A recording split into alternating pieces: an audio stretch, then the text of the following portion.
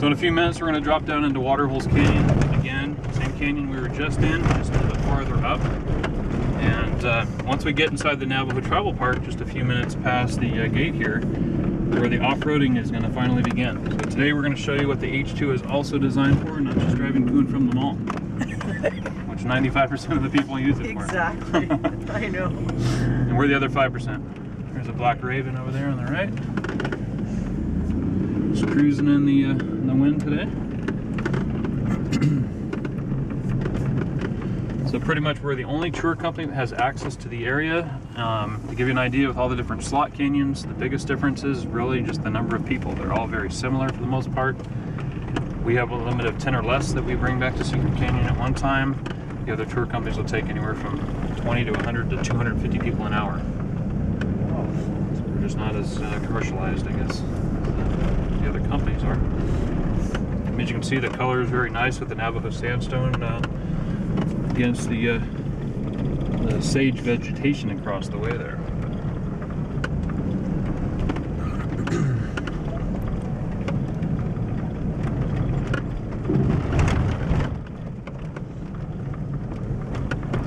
You must like your job, huh? Oh yeah.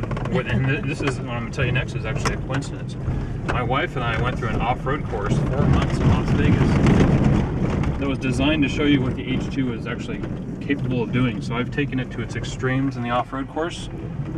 So I've been 40% off camber sideways, which the H2 is capable of doing.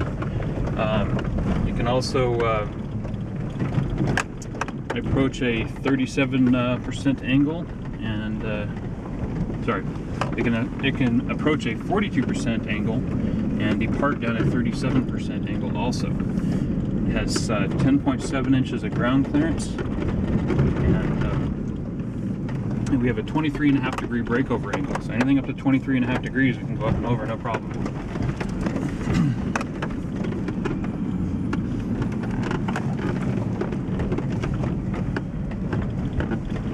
So this is our first section of Slick Rock. We'll be on this for just a few minutes. We can also climb over a 10-inch log, and I've gone up a 16-inch concrete step. We're going to go up a 20-inch step just here in a minute. And water is something I stay away from, but it can ford 16 inches of water at 5 miles an hour. So by having the additional weight, which it weighs about 6,400 pounds, has a very low center of gravity, makes it possible for us to do what we do out here.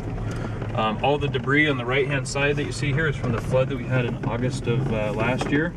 Believe it or not, it was all the way up on this road that we're on right now. So I guess if you want to call it a road. So the biggest flood I've ever seen. The flood we had in July, the previous month, was only 2 feet deep inside Secret Canyon.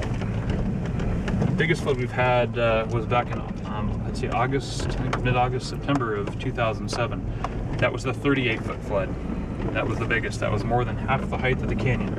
So Secret Canyon is 60 feet tall, 950 feet long each way. Okay, ready for our first obstacle? This is the 20-inch step. Everybody lean into the left, keep us upright. No, I'm just kidding. Doesn't matter what you do, it's gonna go whichever way it wants to, which doesn't really go anywhere, it just stays on the ground actually. All right, so obstacle number 1's been conquered. Ready for number 2? Yeah. This is the 42-degree decline. So no need to worry, I also cannot see where we're going, but I do have my bush here as my guide. So as long as I keep the bush on the left-hand side, we're good to go. So our tires are aired down to 25 pounds, which makes this possible.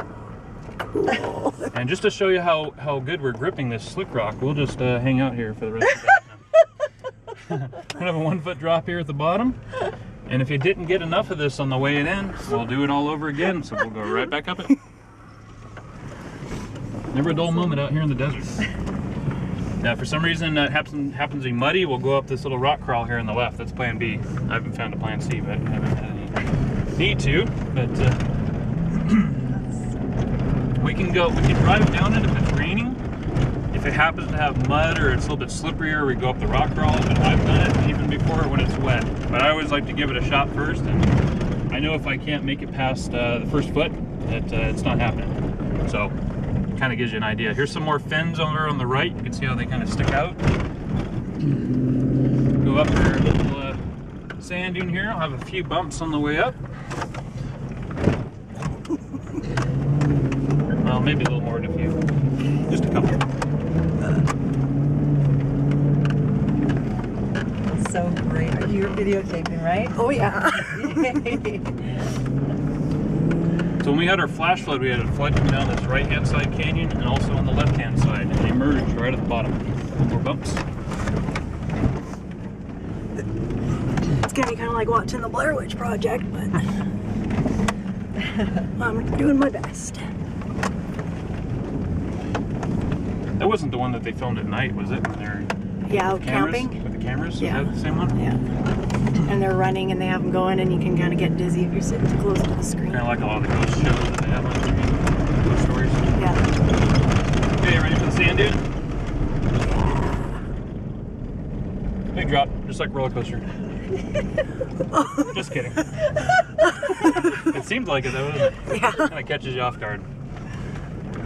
Wow, this is so Now we're back in the Waterholes Canyon drainage area, so we just bypass that little section here. And we'll follow the path out. After we do get a flood out here, this whole wash is very hard and compacted, and to me it's like driving on a paved road. Then as the temperature has a tendency to warm up, the canyon will actually soften up, or the sand will soften up.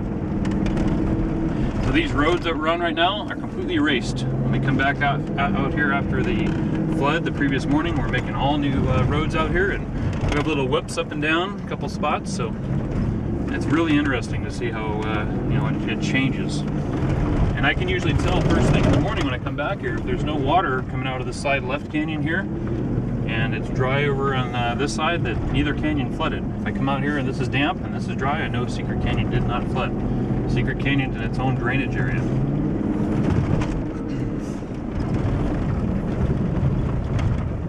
Just to give you an idea of how powerful Mother Nature is, we're going to have a boulder that's going to be coming up here on the left-hand side. They're actually ahead of us. Just moved. That boulder there used to sit 950 feet back at the far end of Secret Canyon. Now it's about 2,000 feet outside of the canyon. So that was pretty amazing to see something like that take place. Ready for our Hummer half pipes?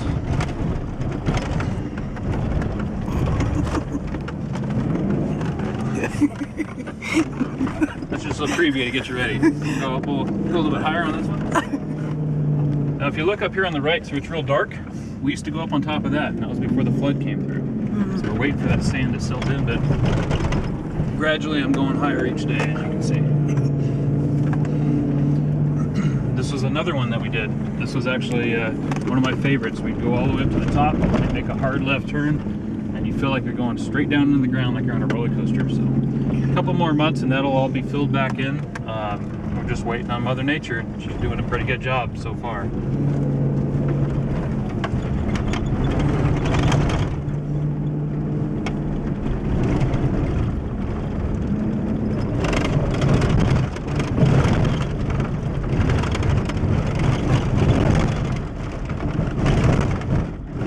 A couple options. We can take the easy way, or we can do the hard way. hard way. Hard way? Yeah. They're both easy to me, so it's all good. So this is called the Rainbow. We're going to be about, I'd say, 25 to 30 degrees off camber as we traverse the Rainbow. Ready? Yeah. Here we go. So what I'm going to do is use this red rock that's coming up here as my guide. Uh-oh. And this is going to guide us all the way through.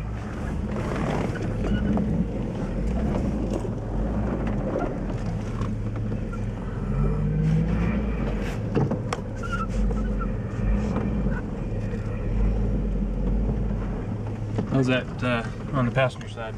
Not bad. Little cliffhanger. One of these days I need to That's get in right. that passenger seat so I can experience it. We're sliding a little bit. Now the first time I tried this, I had guests in the vehicle and the owner in the back seat. Can you imagine how white-knuckled I was? We're so close to the rock we can reach out and touch it actually.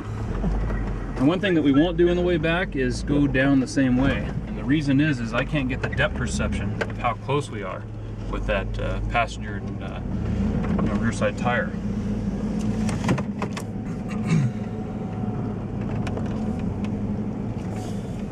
One more little rock crawl here. We're almost to our parking spot. Once we get to our parking spot, we have about a 5 to 10 minute hike, about 150 to 200 yards. Secret Canyon is the most easily accessible and most photographic and photogenic of the 4 canyons. I'm just going to take this disengage our rear locking differential here. Back to four-wheel drive.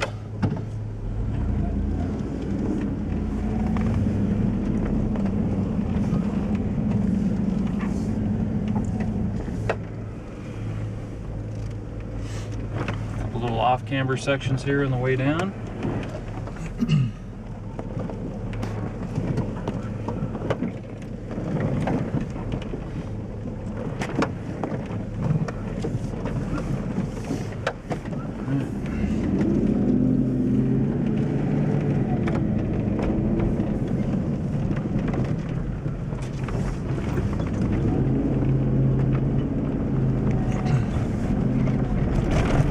This is as far as we can drive past. We have this opening right here, and I don't even think we could squeeze a Suzuki Samurai through there actually.